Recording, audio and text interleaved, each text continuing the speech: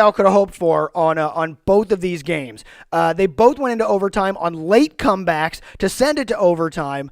They were back and forth battles all the way through. And then the Rams, LA Rams, and the New England Patriots come out on top in both of them.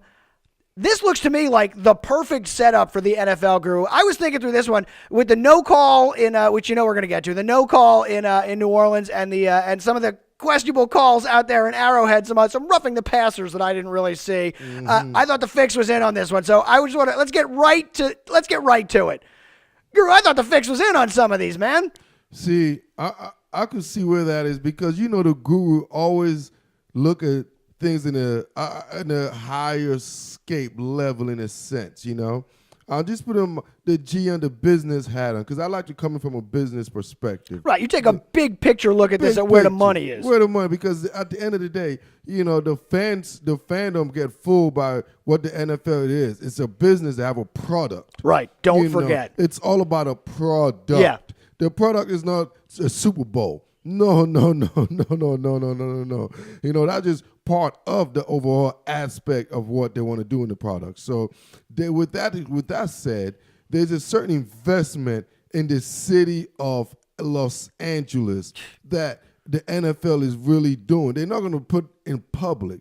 We all know you're investing in the market. When you look at it, you could Google this, everybody got Google right now. Go to the internet.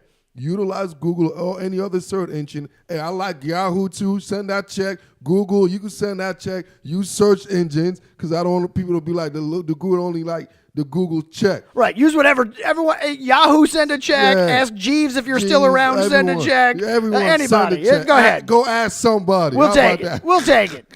But anyhow, it's just that it's the biggest market. When you look at this game, right? The two biggest market was the biggest market is New York, obviously, in LA. Right. And now you have ain't no way a New York team was making this. Exactly. So then you get LA. So that's an investment.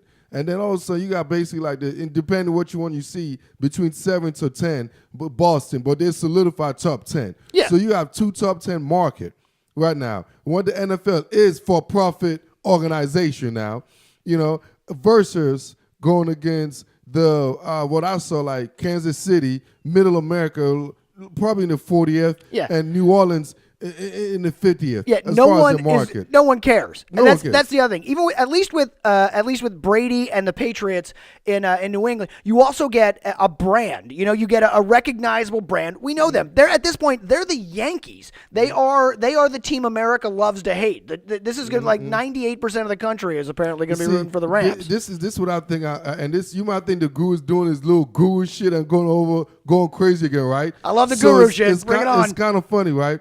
Because it's a big matchup going right now as far as the pro league between the NBA and the NFL. Mm-hmm. Major, because the NBA is catching grits. Stealing their thunder. I'm talking about it is doing it like a mofo, right? Yeah. So now the NBA, basically the NFL moved to LA, right? Right? Just two teams in LA, right? They invested in LA. Right. Had nothing in LA for like 20, 25 years. Yes. All of a sudden, two teams. Invested, right? Boom. So boom. You're out here in LA. Building a huge new stadium. And then you know what? That's one of the big market, right? And then you know what the NBA wanted to do, how the NBA countered that? And this you might think is a guruism, right? Somehow the king, right? The king of all the biggest person in the entire NBA that the NBA could compete versus the NFL came to where? LA. They brought in LeBron James. Yeah. So then to continue that battle, right? So then the NFL had to counter that battle. So the NFL's like, hold up. So you know what? We got the pretty boy coach that looks good on the eyes. Everybody loves him. Everybody loves him. You have the local kid who's a California-born quarterback, California chill guy. Went to Cal, just fits the whole profile, right?